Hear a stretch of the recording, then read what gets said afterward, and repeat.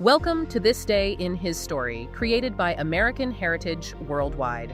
A reminder that every day holds something new to learn. Did you know that Adolphe Sax invented the saxophone in the 1840s to improve the sound of military bands? Learn that decades later, the saxophone found a completely new identity as an expressive voice, perfect for improvisation and emotional storytelling.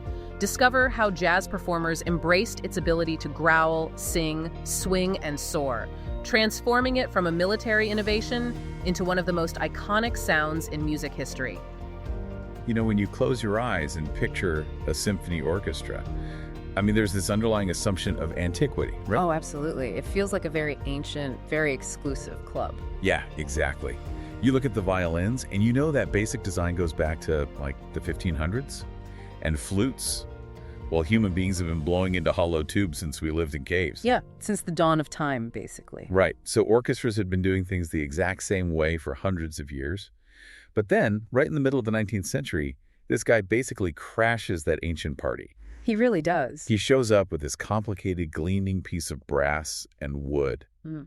And he doesn't just, ask nicely to join the orchestra. No, not at all. He sparks a literal, out-in-the-open military war of sound. So today, we are tracking the wild, forgotten history of the saxophone. It is such a fascinating story. It really is. And our mission for you on this deep dive is to trace this iconic instrument from its 1840s debut in that crazy military battle all the way to its modern ubiquity in jazz and pop culture. And we aren't just looking at the mechanics here. No, we're not.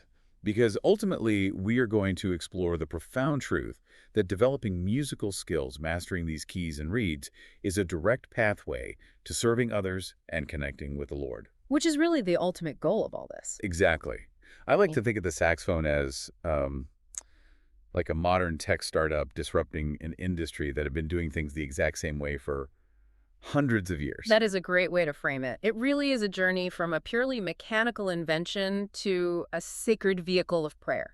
But to get there, we have to start at the beginning. Right, because to understand how it eventually reached that divine purpose, you have to look at the massive acoustic problem it was originally trying to solve. Okay, let's unpack this. Because an orchestra in the 1840s seems pretty complete to me. What was the actual problem? Well, it was a problem of volume versus agility. In a mid-19th century orchestra, the brass section, your trumpets, your trombones, was incredibly loud and powerful. They really project. Exactly. But those instruments were physically clunky. They lacked the rapid, intricate agility of the woodwinds. So they were loud but slow. Yes. And on the other hand, your woodwinds like flutes, clarinets, oboes had all that beautiful, fast agility, but they were incredibly quiet.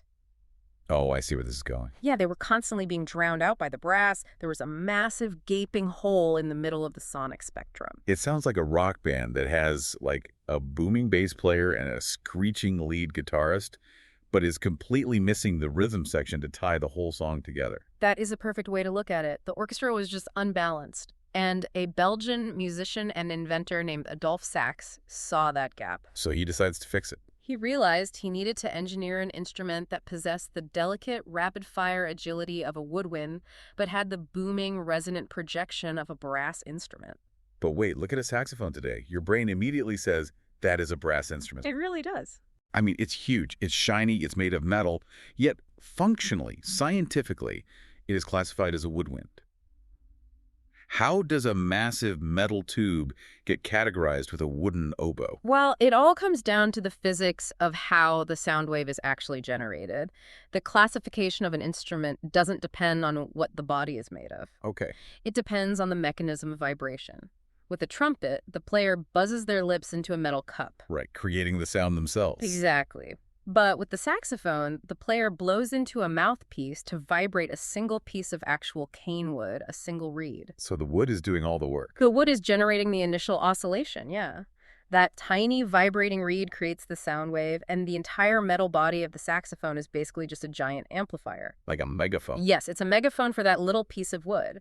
And then to change the pitch, the musician uses their fingers on a really complex system of keys. And those keys cover the holes on the tube. Right. When you press a key, a padded lever covers or uncovers a hole down the length of the metal tube. Which essentially changes the length of the vibrating column of air, right? Exactly. So you open a hole closer to your mouth, the air column gets shorter, and the pitch gets higher. Precisely. It is a highly mechanical interface. You are using precision-engineered levers and pads to manipulate air with exact mathematical accuracy.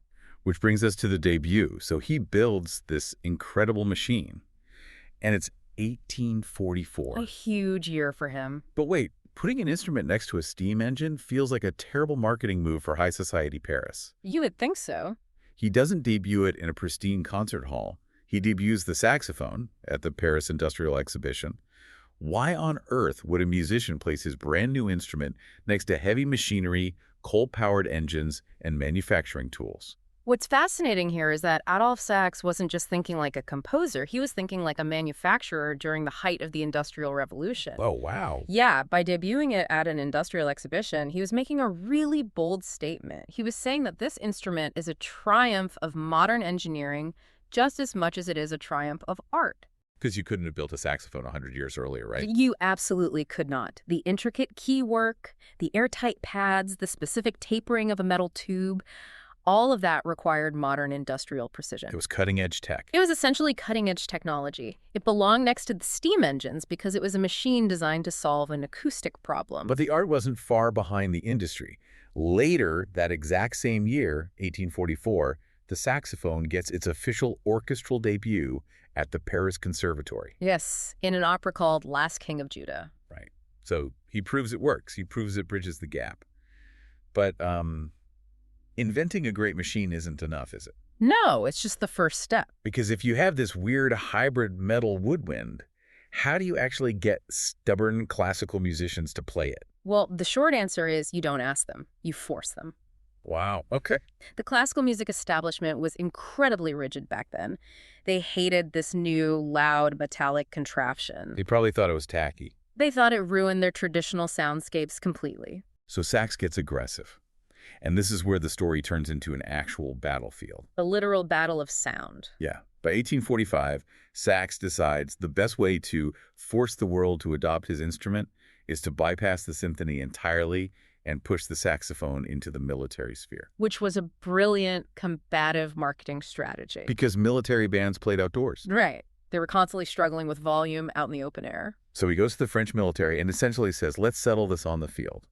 He sets up a massive public contest, a literal battle of the bands. And the stakes were huge. Massive. On one side, you have the traditional French military band. They are armed with all the legacy instruments they've used for generations. Your oboes, bassoons, standard horns. Exactly. And on the other side, you have a band armed with Adolphe Sax's new saxophones. You have to imagine being in the crowd for this in 1845. The acoustics of playing outdoors are brutal. Oh, I'm sure. The wind literally carries the sound away. The crowd was used to the somewhat thin, easily dispersed sound of traditional outdoor woodwinds. Right. And suddenly, Adolphe Sax's band starts playing. And it was a slaughter. A complete acoustic overwhelming of the space. The saxophones absolutely dominated. Their sound carried. It cut through the open air. It had the massive power of the brass section, but the intricate, blinding speed of the woodwinds. The traditional band couldn't even compete. They really couldn't. The saxophones won the battle outright, and the French army officially adopted the instrument into their bands. And the momentum from that single victory was just staggering. He proved the superiority of the instrument in the crucible of public competition. That is wild. By June 28, 1846, Adolphe Sax had filed a comprehensive series of patents, and he had already prototyped 14 different variations of the saxophone. Wait, a battle of the bands in 1845, and by 1846 he has 14 different variations patented. That's incredibly rapid prototyping. I know. He built an entire family of instruments in a matter of months, from a tiny sopranino all the way down to a massive contrabass saxophone. That is dedication. True innovation often requires that kind of aggressive disruption. When you introduce a completely new paradigm, you can't just politely ask an established institution like the French army to change their entire way of doing things. Right, you can't just send a memo. Exactly. You have to literally drown out the old standard in front of a live audience. Yeah. You make your superiority undeniable. And it worked.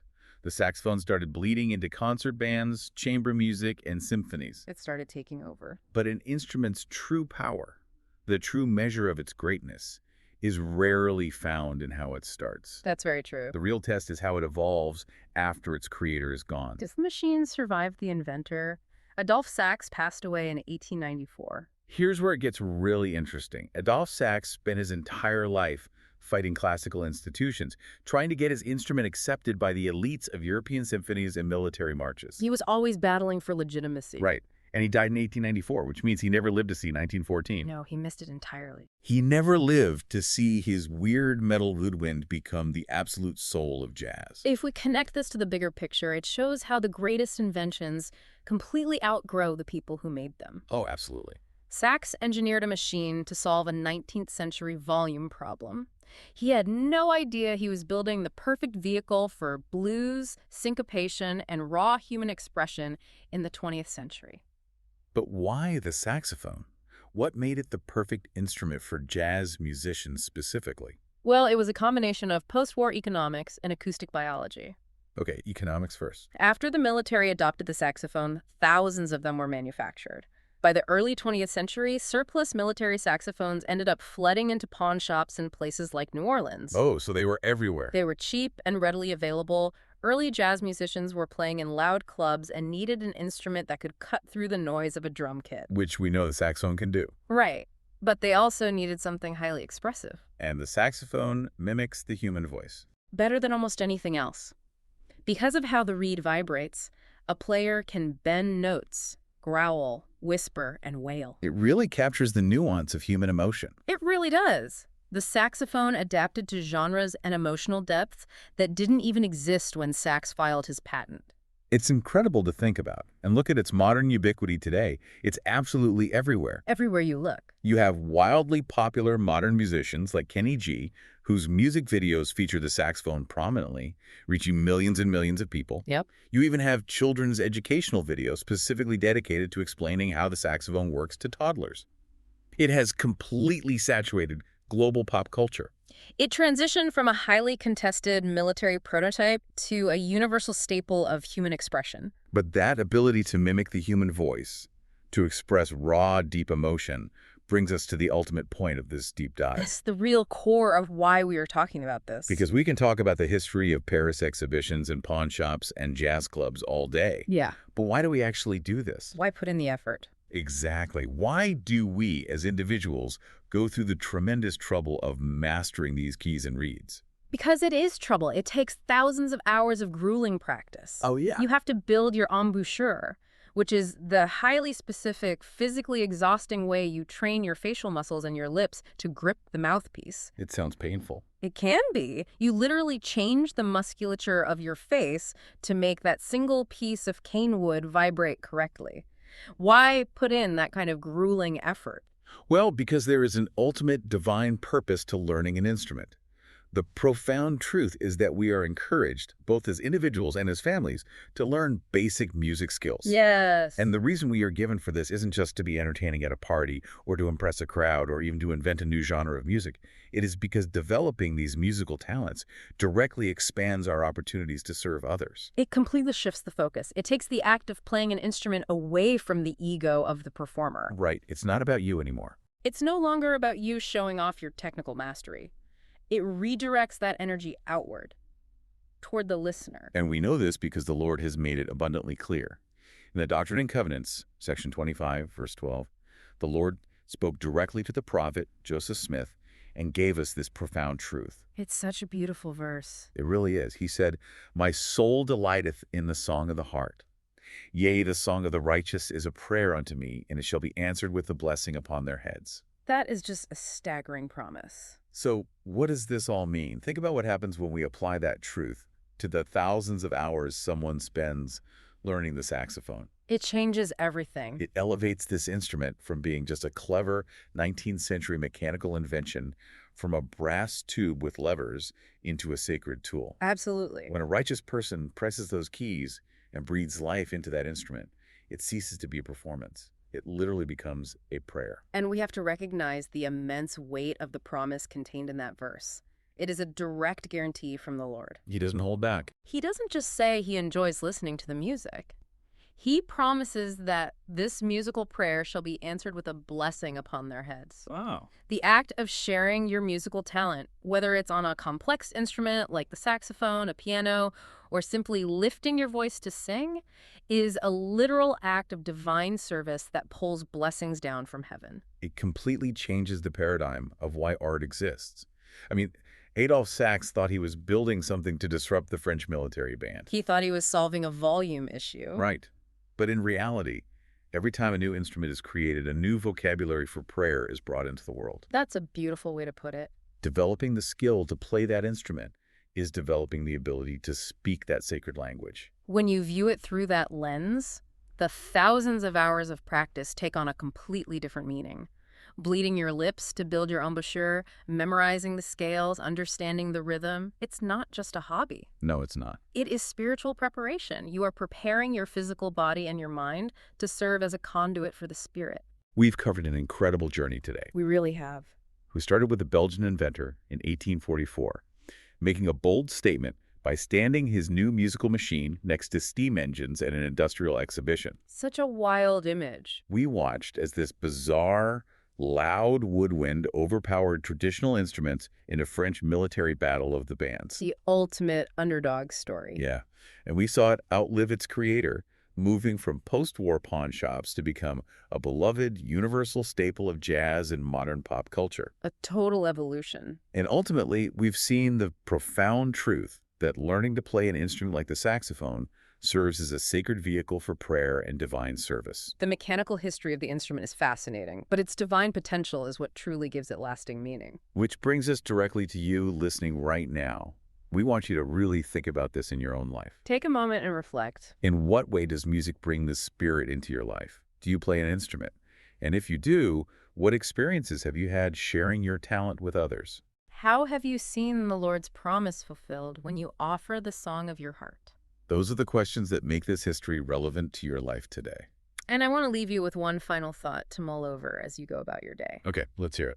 We talked earlier about how the saxophone was a physical disruption, a piece of industrial technology that permanently changed the physical acoustics of the orchestra. Right. But consider the spiritual physics of it.